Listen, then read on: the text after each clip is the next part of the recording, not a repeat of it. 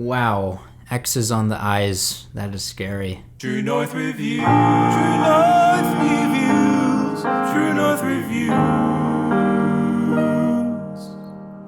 Hey there, welcome to True North Reviews. My name is Ryan, and today we are discussing the debut album from Grandson, Death of an Optimist. Grandson, also known as Jordan Benjamin, is a Canadian-American singer and songwriter. One of the few current rap and alternative rock artists that effectively incorporates 808s and beat drops much like an EDM artist would. Grandson is another one of those artists similar to I don't know how, but they found me, who have experienced success with the EP format before dipping their toes into the LP format. A Modern Tragedy, specifically Volume 2, was flawless from top to bottom. All 5 tracks are amazing on there. My pick for EP of the year in 2019. Unfortunately, in my opinion, Volume 3 was a misstep, and many of the same tricks were executed with similar sounding songs, which ended up missing that same level of potency and melodic bite as to what Volumes 1 and 2 accomplished. Now, with one of the singles, Dirty, turning things around for this debut record, though,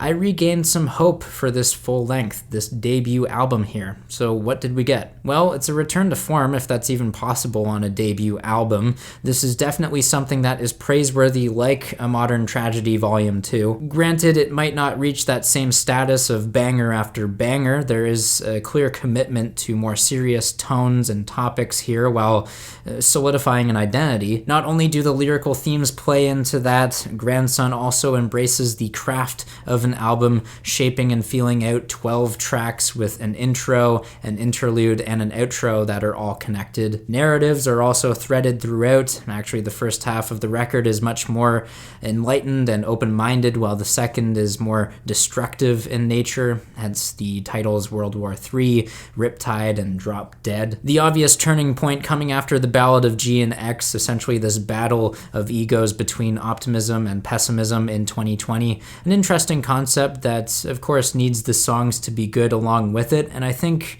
we have a decent batch of them here. The first of which has a shaky start and an anticlimactic ending, but that's okay though, because the next song is a rager and could possibly be one of Grandson's best songs to date. In Over My Head is the name of this one, and it carries over the Death of an Optimist themes from the intro.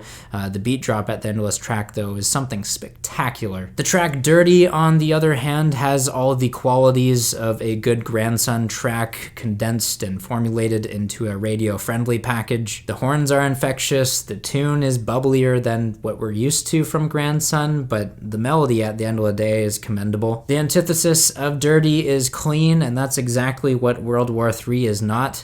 This track makes references to trying to clean the hands, but a world of hate and devastation ensue. The sonics of the track are equally rough around the edges, very overblown with the audio, but the tune, rap flows, and subtle counter melodies all make this track pleasant. A trap-style track that has a head-bobbing chorus, World War III is a great example of relentless fury and energy on this debut album. Now, a couple tracks step back and pay less attention to the lo-fi audio qualities, and they try to regain the magic of Dirty again. A cleaner sound that ends up a little more on the generic side. This is most apparent on the cuts Riptide and Left Behind. The latter having a whistled post-chorus, a bland chord progression, and pronunciations of words like generation and station that are cringe too. Like, come on, those words already rhyme, there's no need to do that. Fully pivoting into the cleanest of mixes on the record though is the song